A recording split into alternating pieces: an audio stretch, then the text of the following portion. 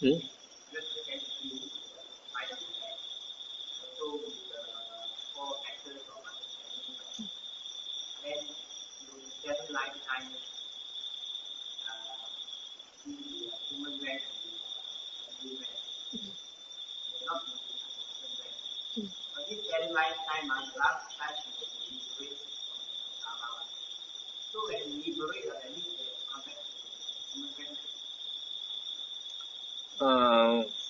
It is not stated clearly, this Sotapanna, how he enters Nibbana, but either he can come back to the human realm and practice and enter Nibbana, or from one of the higher heavens. But since the state of Nibbana is a very high state, so the mind must he must eventually probably cultivate his mind to such a peaceful state that is near to the fourth jhana, so that then only when he dies, the mind will become so cool. There are some people, for example, anagamins, they don't attain arahanthood. Anagamins, they have attained the third fruit, so they are born either in the fourth jhana plane, Suddhavasa heavens, or it is mentioned in a sutta that if they have cultivated arupa jhana, then they are born into that formless realm, the formless jhana heavens, which is higher. So from there, when they die, they don't attain arahanthood, but when at the moment of dying, because their mind is already used to entering the high state of jhana, so when they die, the mind will just enter nibbana. Anagamin, non-returner.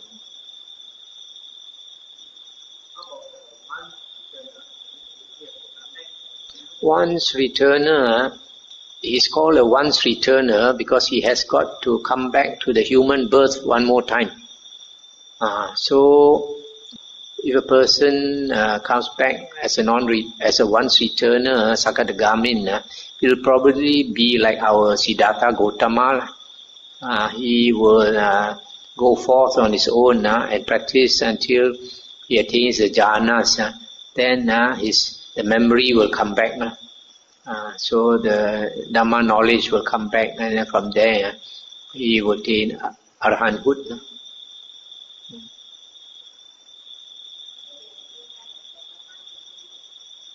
Yeah, different types of Sotapanna. Some take 7 lifetimes, some take less.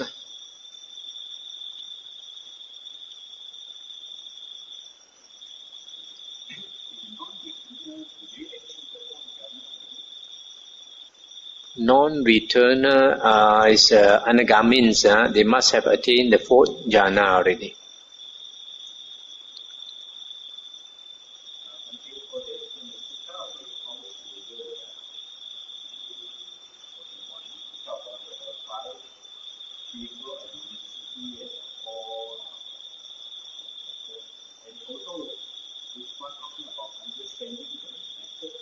Understanding dependent origination.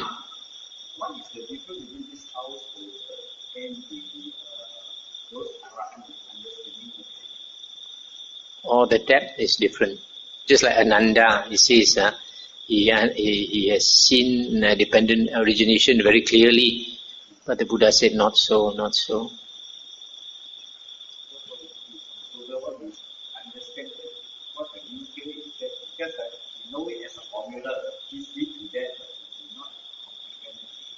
Knowing as a formula is not really understanding.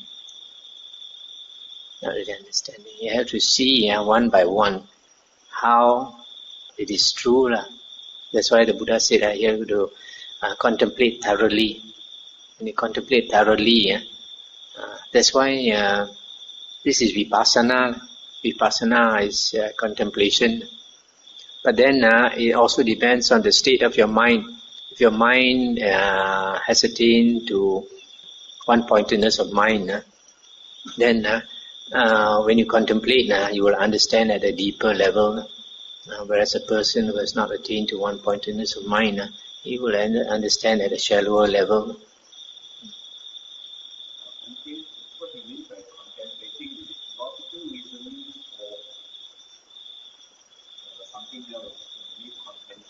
When you contemplate, like on the Dhamma, you can think about it, reflect on it, think about it. But how much you penetrate, it depends on the state of your mind. Just like, for example, you ask a few people to contemplate, say, like a solution to an economic problem. Simple thing, solution to an economic problem.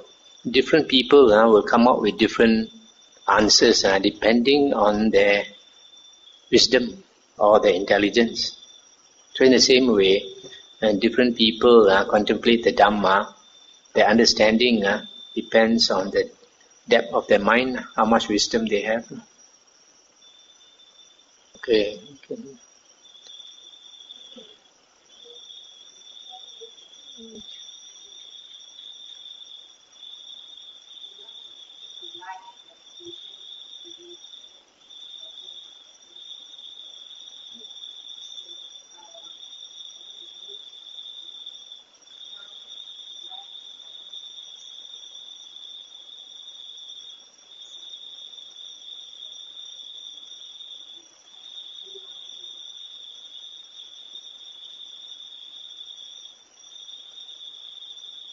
Which sutta is it?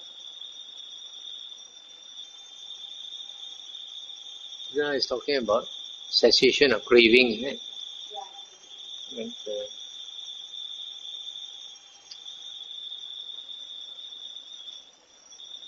And, you are saying that the Buddha said if you experience a pleasant feeling, you should not take delight in it. If you experience a painful feeling also, you don't take delight in it. So we're not supposed to take delight in jhana, meditative bliss. There is a sutta in the Majjhima Nikaya which says that when we have a pleasant feeling that comes from the normal worldly enjoyment, that means from seeing, hearing, smelling, taste and touch, there is a tendency to crave for it, to cling to it, but not with jhana. With jhana, although a person when he experiences jhana, it is very blissful, but actually there's a misinterpretation from the commentaries. A lot of Vipassana monks, they say that you can be attached to jhana and all these things. And the comments about jhana, piti and sukha are out now because they follow the commentary. For example, they say piti can be very strong and all that, overpowering and all that. But if you look into the suttas, the Buddha says this piti and sukha is a subtle feeling. It's a subtle feeling. It's not a strong feeling. What is strong is the mind. The mind is so strong that no feeling can overpower the mind. The mind in the state of jhana is extremely strong. And these piti and sukha, these bliss states, are subtle feelings only. And there is no tendency to crave for it. In the sutta is mentioned, in the states of meditative absorption, there is no tendency to crave for the meditative bliss. So, wrong opinions, wrong concepts, wrong views have been given by Vipassana monks to discourage people from enjoying the bliss of meditative absorption. Whereas in the suttas, the Buddha says, if people ask, do the sons of the Sakya indulge in meditative bliss? The Buddha says yes. And then Buddha says he encourages his monks to indulge in this the happiness of meditative absorption, because he says there are 4 advantages. You constantly dwell in the jhanas, you can attain the Sotapanna, Sakadagamin, Anagamin, and Arahant Buddha. So it is blameless, blameless pleasure.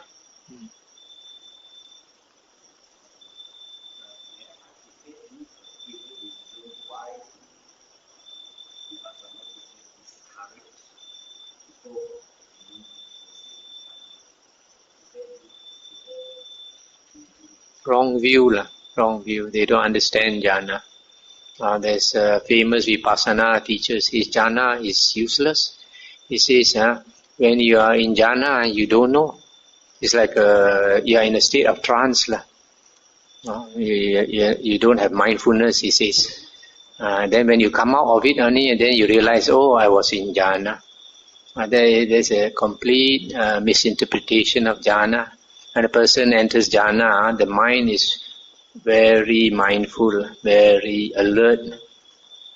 And that is also stated by the Buddha in the description of the 3rd jhana and the 4th jhana. In fact, the Buddha says in the state of the 4th jhana, the sati is perfect sati in the 4th jhana. But this ignorant Vipassana teacher says that in jhana you have no sati.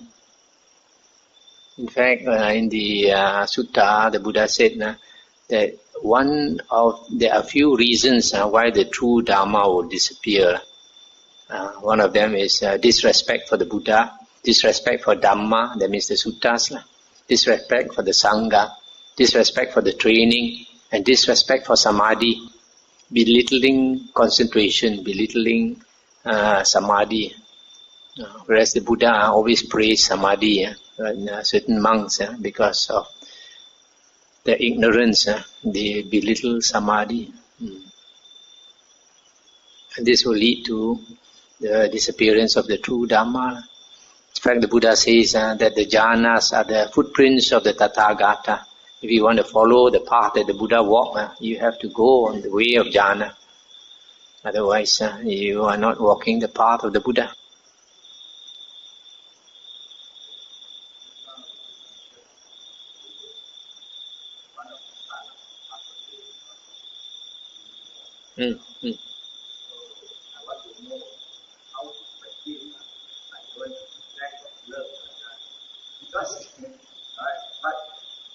If let's say you declare what you say, you don't decide to the love, you release suffering.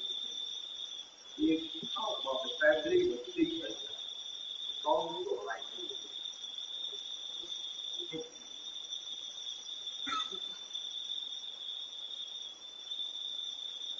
This you cannot force yourself to let go. It comes from understanding. It comes from maturing of your mind. And you can help your mind to mature by studying more suttas, listening to suttas like this, and practicing meditation. So you come more often and practice, then slowly.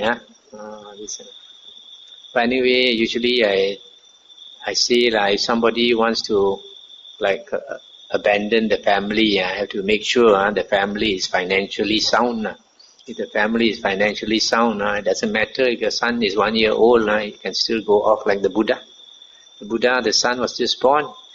He never worried that, he has to do his father's duty to bring up the child. No. Because he's got this young kid has got the grandparents to look after him, has got the mother to look after him, got a lot of wealth to look after him. Then the Buddha just walked off.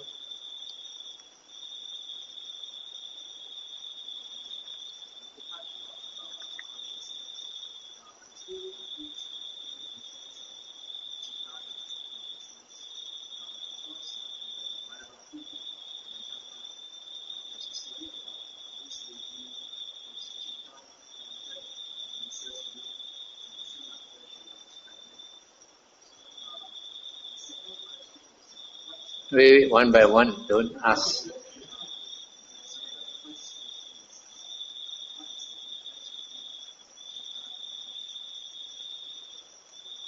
there is no clear-cut distinction. The mind, there are three Pali terms for the mind, and they are Chitta, Mano, and Vijnana. Vijnana is very clearly defined by the Buddha to be 6 types of Vijnana. The seeing Vijnana, seeing consciousness. Vijnana is consciousness. So you have seeing consciousness, hearing consciousness, smelling consciousness, taste consciousness, touch consciousness, and thinking consciousness. Okay, so this Vijnana is very clear. Mano is the thinking faculty. Mano is actually one of the 6 sense organs.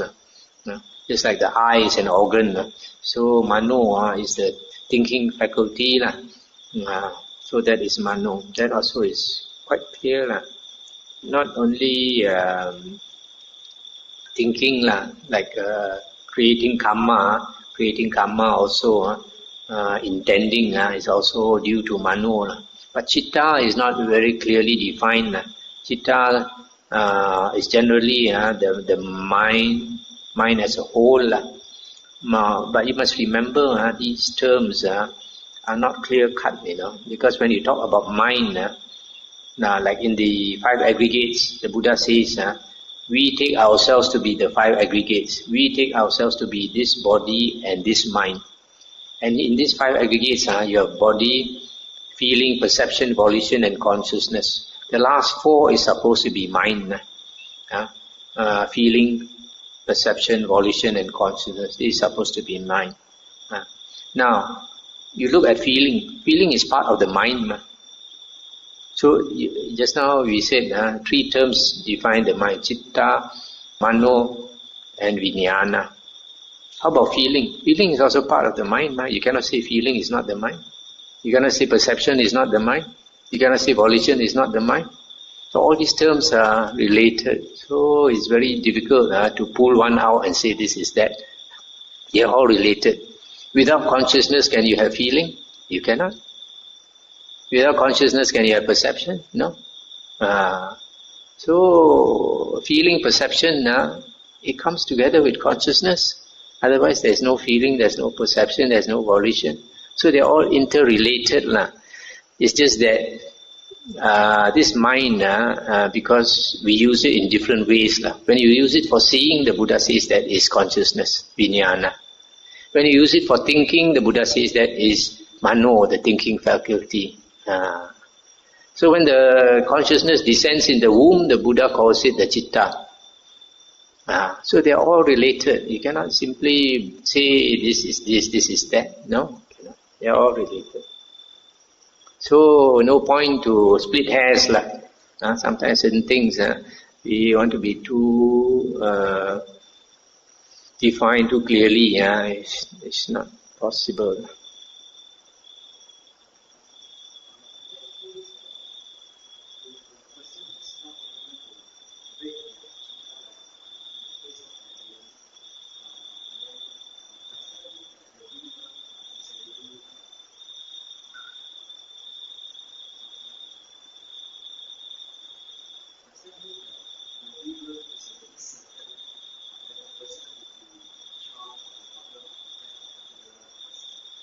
You see, firstly, the rebirth of a being, that person generally has no control.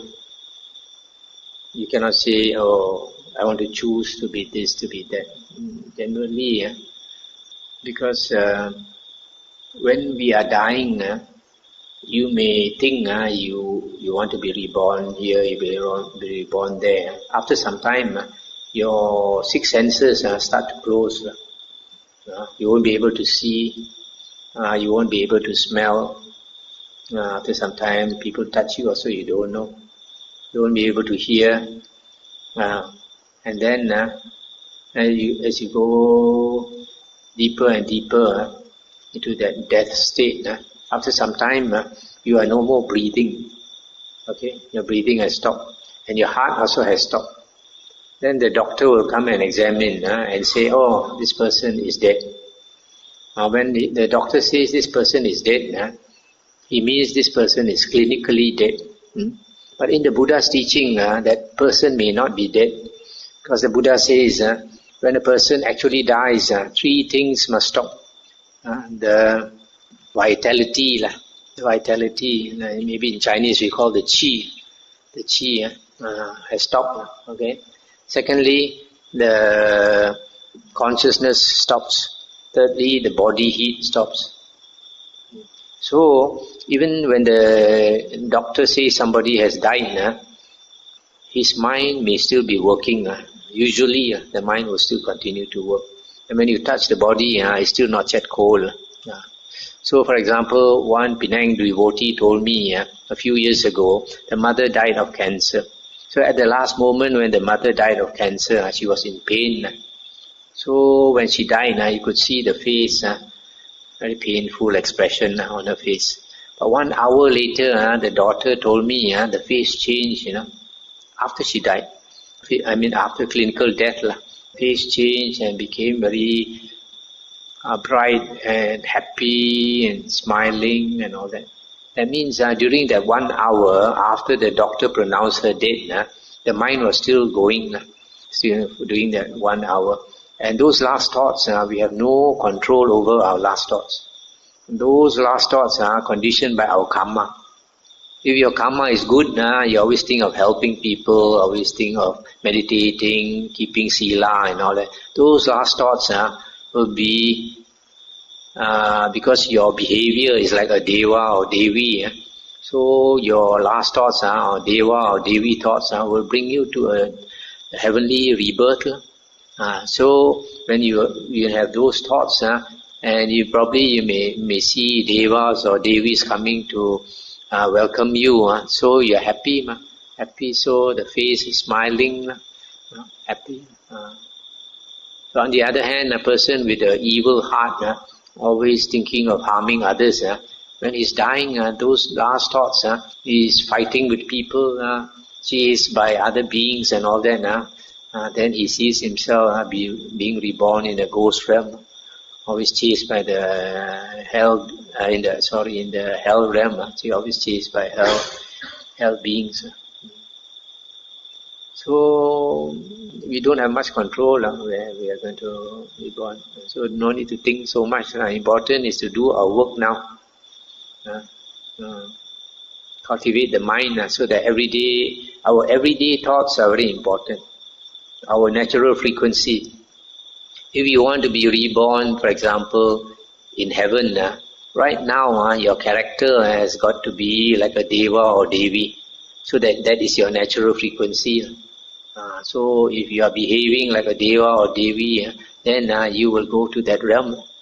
But if your mind is muddled up, restless, full of greed and all that, it's very natural. Either you are born in the ghost realm or in the animal realm, because that's your mind is like a ghost or like a animal. So that's why it's important to cultivate our mind. And to cultivate our mind, we need the theory from the Buddha's words, and the practice is our meditation. And not only that, you have to keep your sila, watch your mind every day, control your mind. If you cannot control your mind and the mind controls you, the Buddha said, you are full of suffering. An undisciplined mind, in the suttas, the Buddha said, an undisciplined mind is a source of great suffering. A disciplined mind is a source of great happiness. You look at the monks who attain the jhanas, because they have totally disciplined their mind until their mind becomes one-pointed, unmoving. Most of us, we have the monkey mind, but the person who can enter jhana, the mind becomes so disciplined, totally immovable.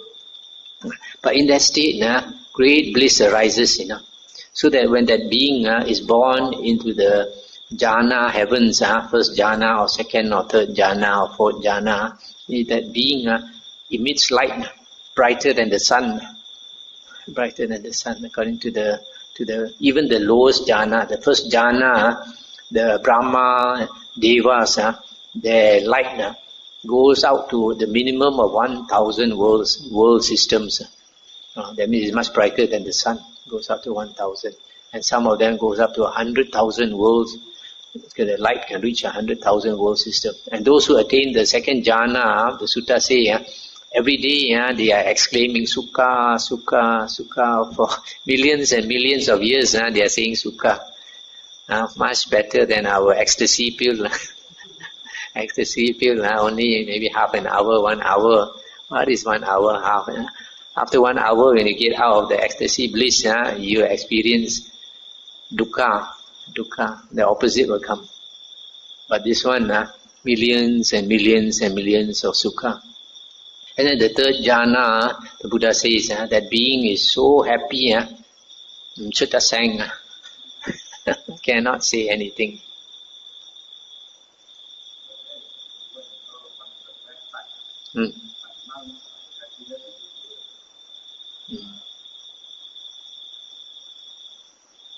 So you can consider becoming a monk. Good.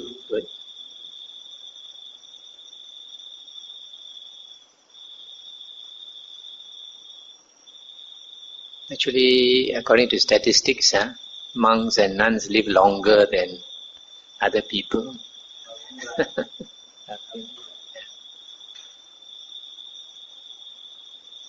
Okay, stop here for tonight.